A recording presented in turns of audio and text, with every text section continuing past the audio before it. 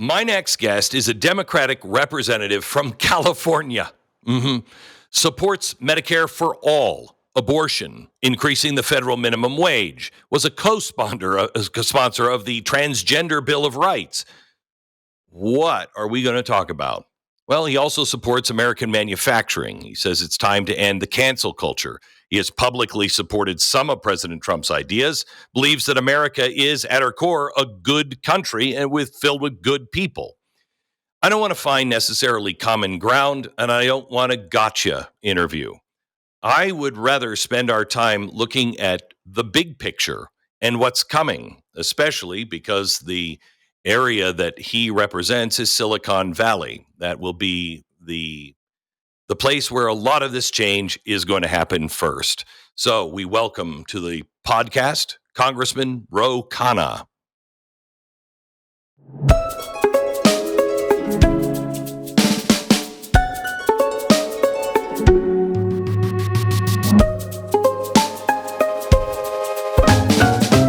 Congressman, welcome. Glad to have you. Thank you. Now, I love talking to people that disagree with me, especially if we can find places where we agree. And there's plenty of places that we can agree. But I have to start with this. We wanted to have you on the show. We've called your office several times to have you on the show, and one of them, the last one, I think, was on the stock trading bill, and it didn't happen. And then we were surprised last week when your office called us and said you wanted to be on, and we love it. But it wouldn't have anything to do with you possibly running for president, would it? Not at all. No, not at all. You've got a lot of followers, and look, at the end of the day, we're all Team America. We have differences of opinion, but this country has gone down a place of greater and greater division. And yes. I do hope that the next generation, whether that's J.D. Vance, Rubio, myself, others, that we find some way of turning that around, of finding some common ground on a few key things: building manufacturing in this country, making sure that we're turning around hollowed towns, Lorraine, Johnstown, Youngstown, places that haven't had a fair shot, making sure we're dealing more with the stagnant economy and wages, making sure we stay ahead of China. I mean, we're all in this to make sure America leads the 21st century. So I would say at this point, usually, well, yeah, but do you believe in the Bill of Rights? I know you do. So let me ask you this way. We could get together with J.D. Vance and you and everybody else that believe in the Bill of Rights. But when you set off to say as a politician, we're very divided, but we can find our way towards X, Y, and Z, I don't think we find our way back to each other if we don't return to our basic principles, which have nothing to do with politics. All men are created equal, endowed by their Creator with rights, life, liberty, pursuit of happiness, governments instituted among men, and government are to protect those rights. And just to reiterate, here are the Bill of Rights. Right now, there's a lot of people, and I think on both sides, that don't agree with any of that. Look, I agree with you that our common defining moment as a nation is the Constitution and the Bill of Rights as interpreted through the Declaration of Independence. The biggest blessing I had as a son of immigrants born in Philadelphia in our bicentenary is I got to go to a school that taught American history and gave me a reverence for this country. My parents said, "Ro, you won the lottery." They didn't talk a lot about my rights. They talked about my responsibilities. They said, go learn about this country's history. Go learn every word in the English language that you can, because being strong in English means being strong in America. And I have the deepest love for this country. I understand what it's like for people in other parts of the world, how people would give anything to come to the United States of America. That's got to be our common ground. That's what makes us an exceptional nation. But that is also how we have rule of law over rule of men, et cetera, et cetera. I mean, I will, I said to the president, I've talked to the president several times and disagreed with him strongly on a few things. And, one of the things that I've said on the air is anybody on the right that is talking about making sure he could have a third term, I'm not with you. that you change the Constitution, and that's fine, but you're not going to be able to, but change the Constitution. We cannot make exceptions. Will you say the same thing about the Democrats? Oh yeah, I would say Obama shouldn't have a third term, but I don't mean necessarily just about that. I mean, we but don't. Yeah, look. I agree with you. I had joked around in Bucks County yesterday or 2 days ago that Donald Trump's not running for a third term. I don't know if he realizes it or not. There are a lot of people like he does. You, but yes, I think there's certain things we should agree on the Constitution. But let me push you, and you can certainly push me. What about the view of due process? The First Amendment, the 14th Amendment say that due process should be for every person in America. It doesn't say citizen. That's how the framers drafted it. That's how the drafters of the 14th Amendment drafted it. J.D. Vance has said, no, we should have a separate, different standard, lesser standard of due process if you're not a citizen. My view, and I think the Supreme Court will have this view, is that that's not what the Constitution says. I mean, what would you say on something like that? So I would love to have a discussion about that. I mean, a real discussion, because I don't think that I think the Constitution is clear. Exactly what you said, the Supreme Court. I don't like that, but I don't because I think we're in a different situation. But you don't change the Constitution for different situations, which would bring me to, if you want to have due process there, would you agree with me that there should be due process on red flag laws, that there should be due process on civil asset forfeiture, that we need to have due process on everything? The government just can't take things from you without due process. Absolutely. I would never say that someone should have their guns taken away without having a due process in a court of law. And so you can't just say, Ro Khanna thinks that you've committed domestic violence and now let's take away your guns. You've got to go through a court proceeding. You've got to have due process. Absolutely. Same. And civil asset forfeiture is the same on that. Same thing with civil asset forfeiture. In fact, on civil asset forfeiture, they're actually progressive Democrats like me and libertarians and the Freedom Caucus often align, saying that the government shouldn't come in and be able to take things from citizens without due process. Correct. So I believe that's the essence of who we are as a people, that you have inalienable rights endowed by God. So, and that's who makes us American citizens. How do you solve, because laws without common sense becomes a cage, but common sense, without laws is chaos. So how do you balance this? Because I don't know, I'd love to hear you talk about this. We are at a place with our republic that if we don't make big moves to restore the principles that brought us to the table and restore financial sanity, et cetera, we're going to fall apart. We're in the 7 cycles of the end of empires. We're in the 7th stage. So how would you put this back together when you know that we have 4 years of a wait for anybody that needs to be deported, and you had a president and, quite honestly, a party that allowed millions of people to come in here, disrupt American lives, American cities? How do we balance this? How do we solve this problem and not just completely overwhelm the system, as Cloward and Piven would tell you they would be happy about? Back with more in a second. Right now, the average American is still finding it difficult to pay expenses every month. In most cases, there is nothing left over to cover any of the extras.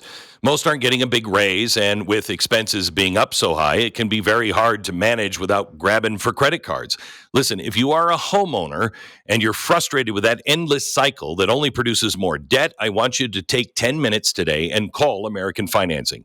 If you're constantly carrying a credit card balance each and every month with an interest rate in the 20s or even 30s, American Financing can show you how to put your hard-earned equity to work and get you out of debt. Their salary-based mortgage consultants are saving their customers an average of $800 a month. That could be you. You could get started today. You may not have next month's mortgage payment if you start today. That would help. No upfront fees. It costs you nothing to find out how much you could be saving every month. Call AmericanFinancing.org. .net. AmericanFinancing.net. The number is 800-906-2440. AmericanFinancing.net. Well, look, I'm not going to defend the border situation. We should not have had 8 million, whatever the number Right. is, Whatever come it is. across without a process. I say American people are pretty fair about it. Someone said it's like a knock knock joke. You say knock knock, who's there? The American people just want to know who's there, who's at the border, just like you would on coming to someone's house, and make sure that people are vetted before they come in. That seems to be very reasonable, a place we can agree. But I also believe that people here, now that they're here, if they're paying taxes, and you and I may disagree with this, if they're paying taxes, if they're working hard, and if they've been here, that there should be some path to at least legalization. I say citizenship, but why not legalization? Look, the reality is, Glenn, tell me if you think I'm wrong. There may be 12 million undocumented folks here. How many people at the end of Donald Trump's term who are undocumented do you expect will still be in the United States? My guess is there'll be 11.5 million. Yeah, I believe there will be 10 plus at least, so 11 million. What are we going to do? And he's the person who's been the most, let's have mass deportation. Why don't we have some solution of folks that are here?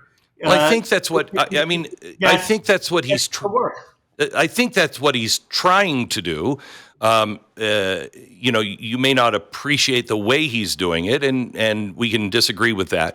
But he is trying to restore order to a complete. I mean, it's interesting to me that the Supreme Court did not have any problem with any of the abuses that were going on with the states' rights, and honestly, the drug trafficking, the children that have been trafficked, the women who have been raped on the border. Because it was chaos. It was absolutely open. But wait. And nobody seemed to have a problem with it. And now when you try to correct it, now everybody wants to get legalistic. And I appreciate that because I stand on the Constitution. But it's convenient. How do we fix it and not swamp our nation? And I mean with legal swamp. But I think one of the reasons, the two reasons I think Donald Trump was reelected, I mean, he would know more. He's the one who won, so you can ask him. My view is it was on inflation and it was on the border. And yes. I think he had a lot of people who wanted him to tighten up the border, make sure folks aren't coming across without papers. But he did more than that. He started this process of deporting folks. Now, I also think most people, including me, would say if you're convicted of a violent crime, you should be deported. They just want to make sure that the person who's deported is actually convicted. And Karl Rove was on TV saying if you just brought a Brago back, gave him a trial, showed whether he was guilty, and then deported him, he'd have a lot more credibility. And so I guess my view on Trump is, okay, if you want to fix the border, why not have some process of people who are here in an undocumented way that respects their rights? Because you'd have a lot more credibility and a lot less division from the American people. So, do you know who the president was that deported more people than any other president? Barack Obama? I don't know. I know he had high deportation. Bill Clinton. Bill Clinton was way beyond anybody else. Then it becomes, I believe, number two is Barack Obama. Donald Trump is, in last place.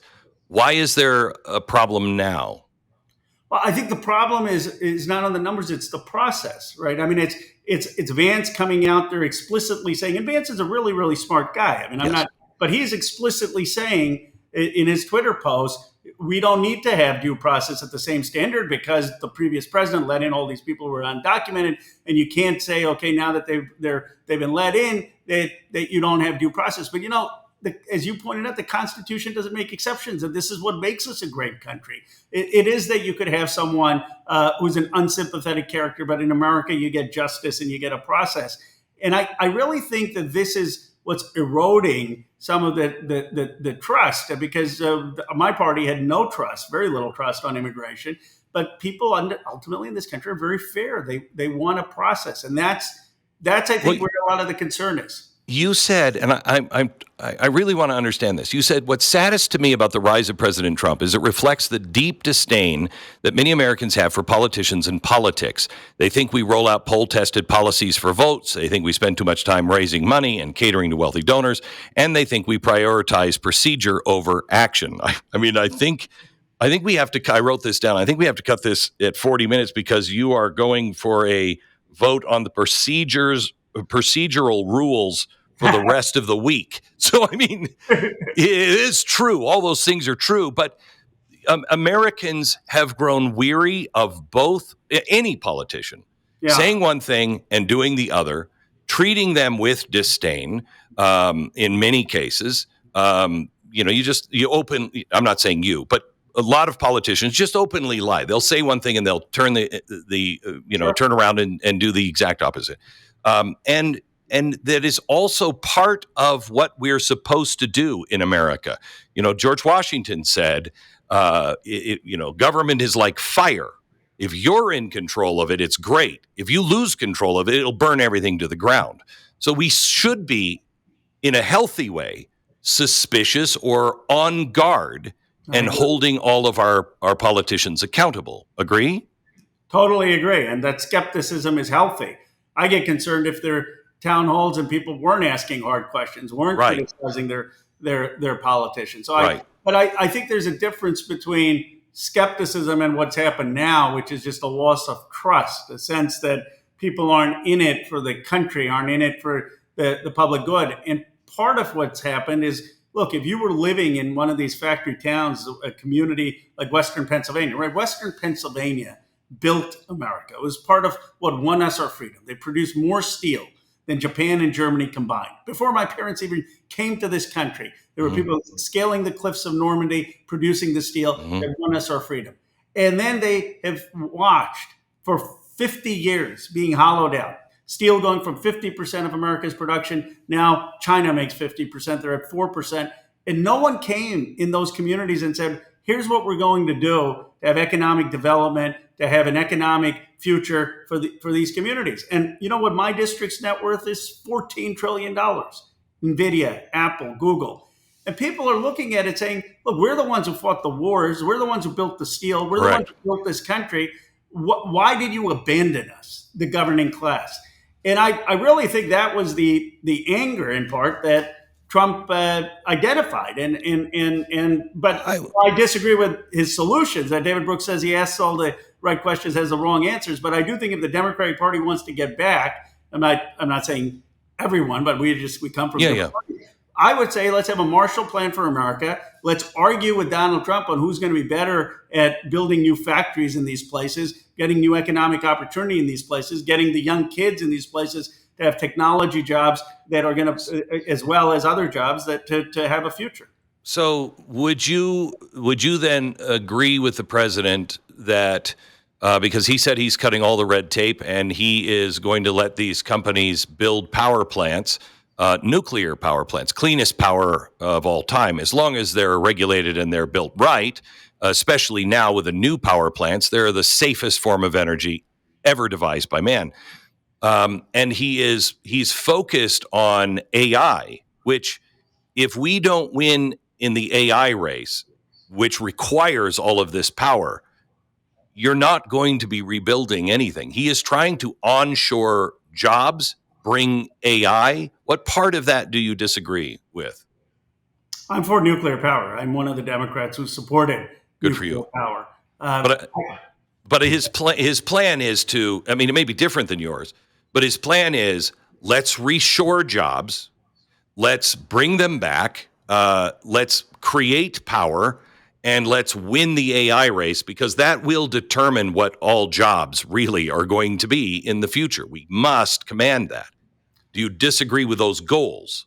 I don't disagree with the goals, and I think it has to be broader than winning the AI race. I'd like to see modern steel manufacturing here, modern aluminum, modern shipbuilding. Right. Where I disagree with him is two things. On AI, and I've been going back and forth with David Sachs today on Twitter in a respectful way. I've known David for a long time. But, his point is, okay, we did this deal with UAE and Abu Dhabi because otherwise the Chinese would get in there. But, in Western Pennsylvania, Homer City, which is a natural gas plant, by the way, that was going to get shut down. They want to Mm-hmm. be the AI center, and it's a $10 billion plan. And I would like the American president to first focus on building the largest AI centers in places like Pennsylvania, Ohio, other parts of the country. How about we announce I think he's doing. Well, I three think deals he is here in doing. the United States first, and then we I do the Abu Dhabi stuff. Right. I think he's doing both. You know, and I know that the man can walk and chew gum. He seems to be able to juggle 1,000 things, and he is doing that. And I agree with you. We have to bring steel, but this is an argument that I've had with a lot of conservatives. They say we got to keep the budget increasing for defense. Why? When Well, thank you. in 3 years, Yeah. AI may say, because I think aircraft carriers are the horses of World War One. Everything is going to change. Why not focus for the next 3 years, finish the jobs you've already got in line, but let's focus on AI and creating, like you said, the steel plants, et cetera, to be able to build anew in a different way, because everything is about to change. And you know that, being from Silicon Valley. You know that. I love that, because I think that this new AI and technology is going to allow us to reindustrialize this country. Yes. To bring these new jobs in the communities that were hollowed out, to help us lead against China, but also bring us together as a country. Imagine the technology from the coast. I know that conservatives have a lot of criticisms of California, but imagine some of the robotics and AI from the coast working with the industrial might, the know-how, the hard work of places in the South and in the Midwest. And I call it economic patriotism. It's how we rebuild this country. And I also agree with you on the defense budget. I mean, not to be partisan, but they're adding $150 billion to defense. It's over $1 trillion budget. And I'm with you. You know, we ought to make it more emerging technology, more focus on drones. I'm with you. I think what we're doing with the defense, look, I believe the biggest problem that we have, the one that is breathing down, well, it's a lot of things. I mean, our disconnect from one another is going to kill us. But another thing that's going to kill us is our debt. And I'm sorry, but everybody's got to take a haircut on this. We've got to find ways to cut down, and increasing the budget of the Defense Department is exactly the wrong direction. I want to see them cut into Defense Department, but I want to see them cut everywhere. How big of a problem is our debt in your book? That's a huge problem. We're sitting on $36 trillion of debt, but everyone's to blame, right? I mean, you know, I want to cut defense. So I've known Elon 15 years. When he first went into government, I said, Elon, you with SpaceX, you disrupted the NASA and Defense Department. Help focus on defense and how we get more for the money we're spending. My view, and we disagree with USAID and the purpose of it and value of it, but we certainly agree on the facts that it's less than 1% of the budget. And there may be other reasons to cut it, but it's certainly not going to do anything on the national debt. You want to get to the debt. Defense is 56%, and that was untouched by DOGE. Agree. The total cuts of DOGE, you get $86 billion. It wasn't close to the $1 trillion or I agree. $2 trillion. And the Republican budget, I mean, Chip Roy, this is why he's still not sold. You have a $36 trillion debt. Biden's budget would have added $24 trillion to that if it had continued. And the Republican current budget would add $28 trillion to that. So how do we solve this? Because there are people like Chip Roy who are out there who actually believe this and know that, look, this is a ticking time bomb. We don't have many years left, and if there's a large disruption, it may collapse it at that time. We must take care of this debt, but nobody seems to want to. They all campaign on it. They all say it, but once they get to Washington, they all, turn the other way. I shouldn't say all. The majority turn the other way. So what do we do? How do we fix that? Well, look, I have a progressive approach to balancing the deficit. You may not agree with that, but I think it starts with taxing billionaires more in my district. I think it means eliminating the Social Security cap. Right now, over $250,000, you don't pay Social Security tax. I think we have to pay that. I would get rid of the step up in basis that you have if you put $1,000 in Facebook side goes to 100,000, then you pass it to your kids. You don't have to pay capital gains tax on that. I would have a tax on stock buybacks. I would cut defense budget, but I can send you a budget that has appropriate increase in tax, some of the cuts in defense, and some actually making government more effective and efficient without hurting services that would get you on a path towards a more balanced budget.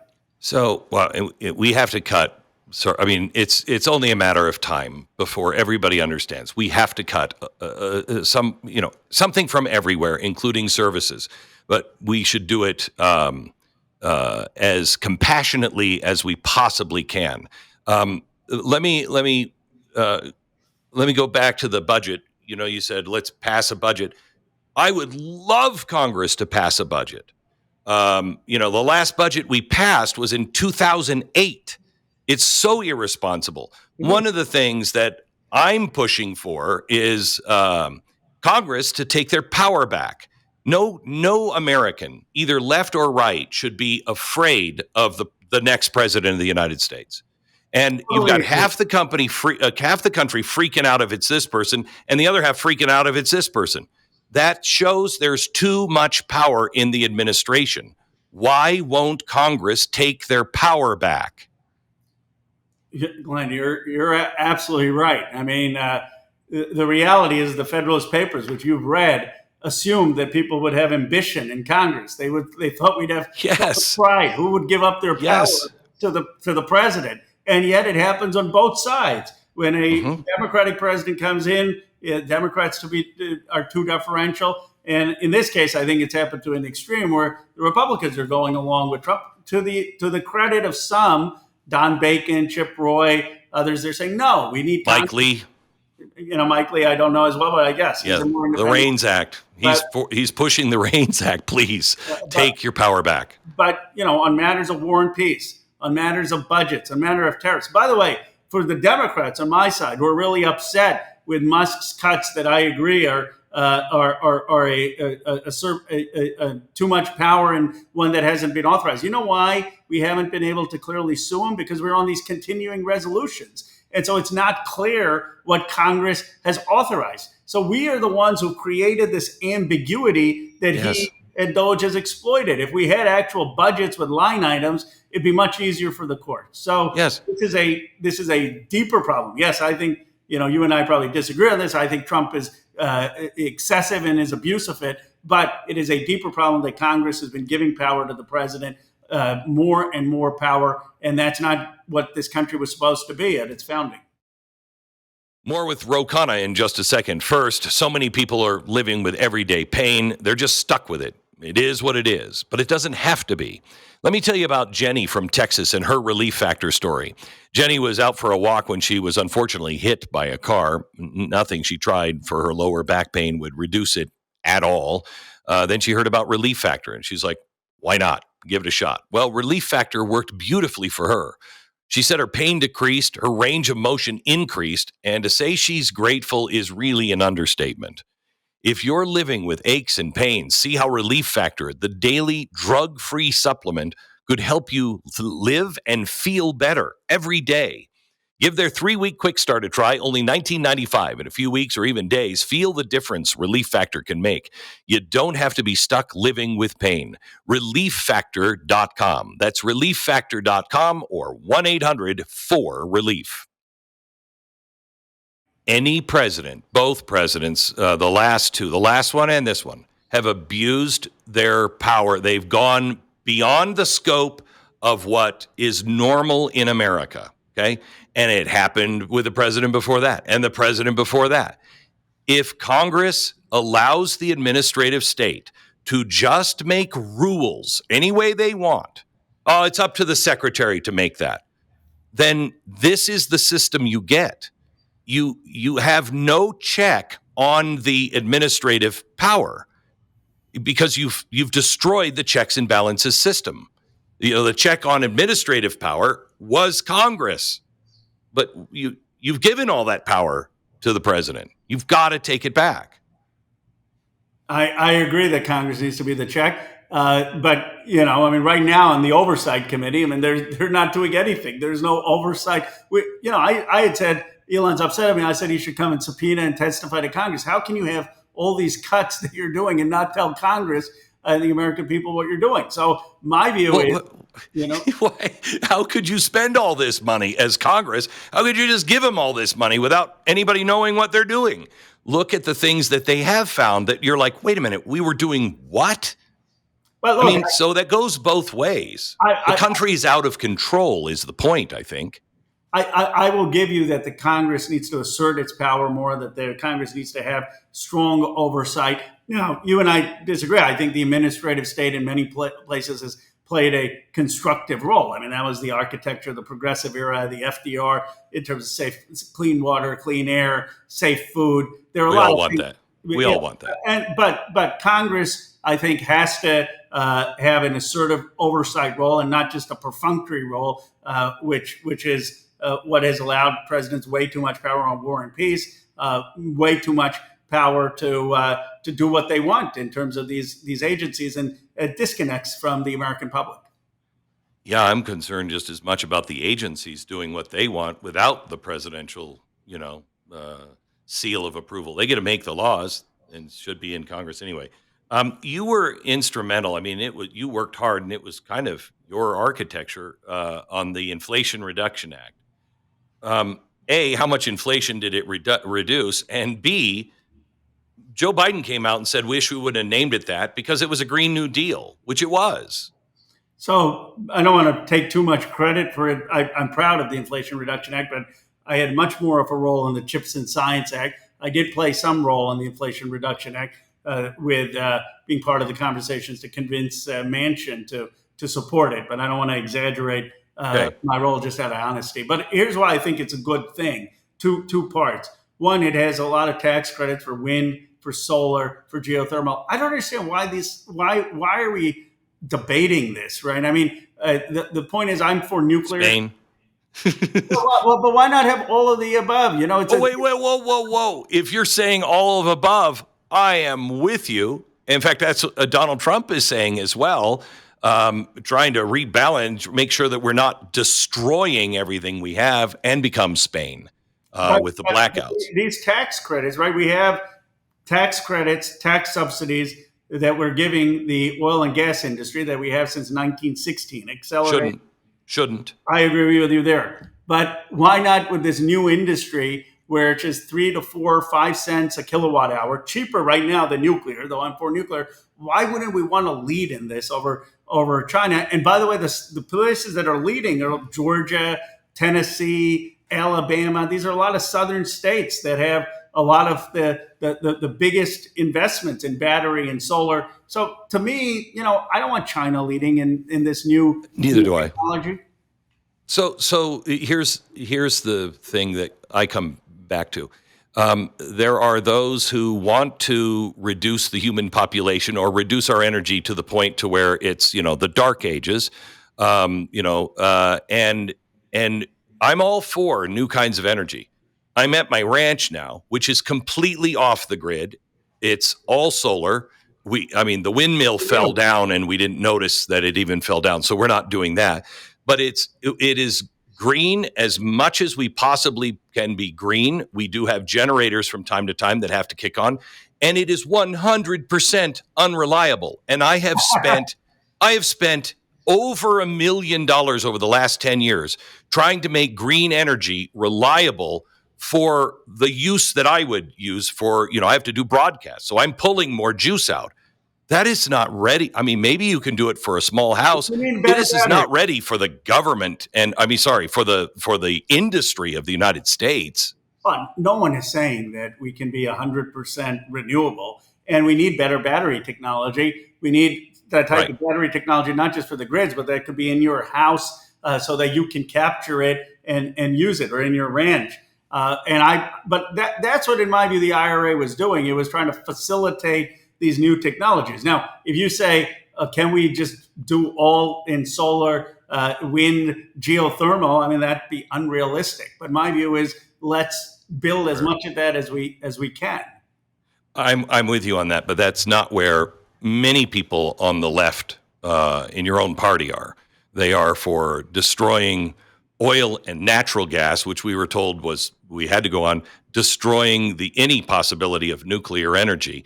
We have to have all of it. With AI coming online in the next 5 years, it requires 99% of all of the energy that we're currently producing. You want to talk about being behind China? China's building every kind of power plant you can imagine under the sun. Every week they're opening a new one. Well, I haven't seen a new one open. Deal, we could do it right here, Glenn. I mean, because you've been very thoughtful. I didn't know you had so many solar and wind at your ranch. Why don't we say, look, we're going to need some of the natural gas in Western Pennsylvania and Homer City to build the AI data center there. We're going to need nuclear, but we also shouldn't get rid, in my view, of the IRA tax credits because we're going to need the solar, battery, wind production, and America should be this energy leader in the world. So help me out on something, because this is a view that I hold that I despise, but it's the only answer I can come up with, and that is UBI. With AI coming, and the displacement of jobs that is coming. I mean, we're going to find new jobs. We're going to have to retrain, et cetera. But there is going to be a massive turnover of jobs, and that will lead to all kinds of problems.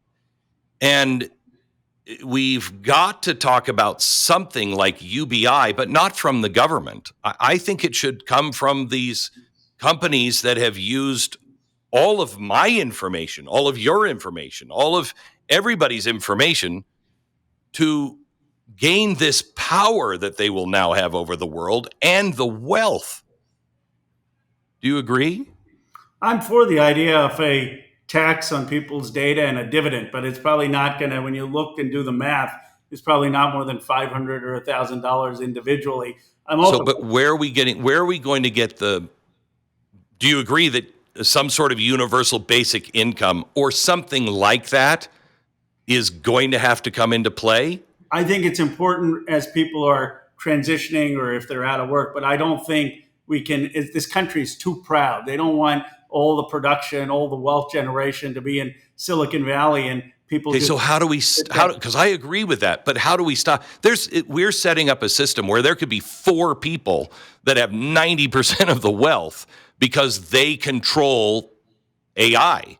Well, how do we stop that? Well, I think we've got to, first of all, democratize AI. Let me be very concrete. If we're going to have new factories, right, that are AI, robotics, instead of 4,500 people, maybe they have 500 people because they're still going to need precision machinists. Correct. They're going to need quality control. Why aren't those 500 people who are working there, why don't they get some stock? I mean, why is it that just the CEO should get the stock and the capital owners should get the stock? With the increased productivity, those workers should be building as well. So I think workers need to have some equity and ownership in a model where AI is going to have productivity. I think we need to have massive new industry, new factories coming up with these increased productivity. So you go to a place like Johnstown and you're honest. Okay, the new steel plant there is not going to have 4,500 people. It's going to have 700 people. But you know what? They're still going to need restaurants. When you go to a restaurant, I really don't want a robot serving me. Just like I hate the fact when I'm at CVS and I got to struggle with that checkout counter and you know, and the AI is not going to replace you, Glenn. They don't have your sense of humor, or I mean, I don't think we could have a Glenn Beck bot yet in terms of.